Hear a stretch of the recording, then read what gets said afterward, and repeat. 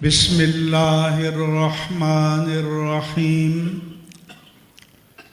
حامدا للہ عز وجل سبحانہ وتعالی ومصلیا ومسلما علی رسول اللہ وعلی آلہ الکرام وصحبہ العظام اجمعین وبعد۔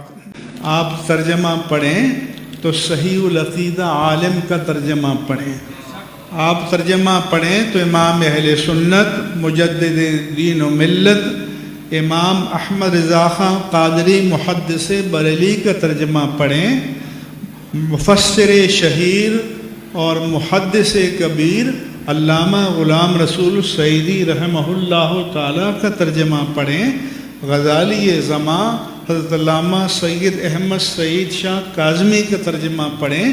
تو یہ میں نے اس لیے بیان کیا کہ یہ قرآن کوئی ایسا آسان بات نہیں ہے، حدیث کوئی آسان بات نہیں ہے کہ جو میدان میں آئے اور بیٹھ کے مفسر بن جائے۔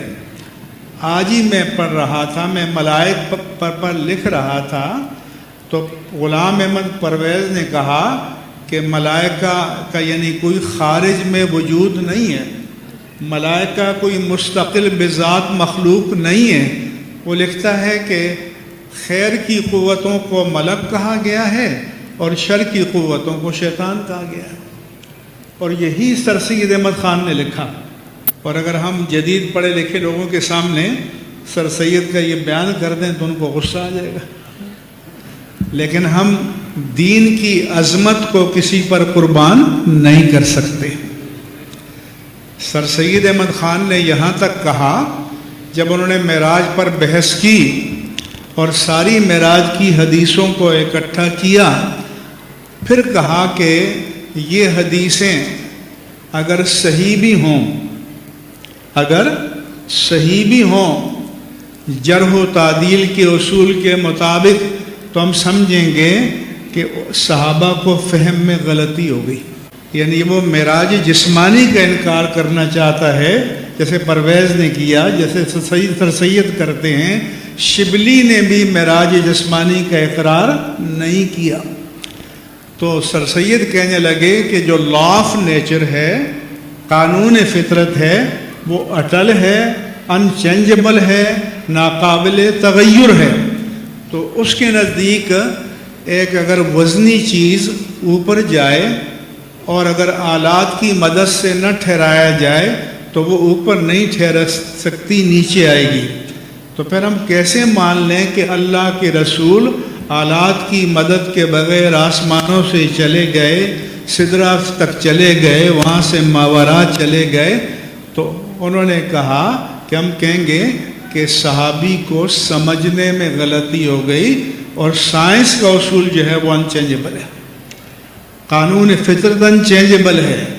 تو ہم کہتے ہیں کہ قانون فطرت پر حاکم ہے، فاطر پر حاکم نہیں ہے۔ قانون فطرت پر، کائنات پر حاکم ہے، کائنات کے پیدا کرنے والے پر حاکم نہیں ہے۔ ورنہ خارق عادت کسے کہتے ہیں؟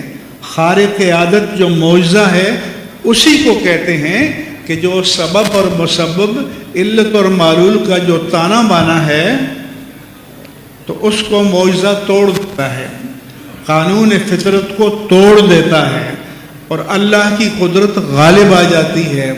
تو اس لیے آج کے جو ہمارے علماء ہیں ان کو جس جدید ذہن کا سامنا ہے تو ان کو ان چیزوں کا مطالعہ کرنا چاہیے، اور وقتاً فوقتاً میں ان چیزوں پر لکھتا رہتا ہوں تاکہ جو آپ کے مخاطبین ہیں جب آپ ان سے خطاب کریں تو ان کو لگے کہ آپ اس دور کے عالم ہیں، اپنے عہد کا لمس رکھتے ہیں اور اپنے عہد کے تقاضوں سے واقف ہیں، اور ان عہد کے جو چیلنجز ہیں ان کا آپ دینی استدلال کی روشنی میں مقابلہ کرنے کی پوزیشن میں ہیں۔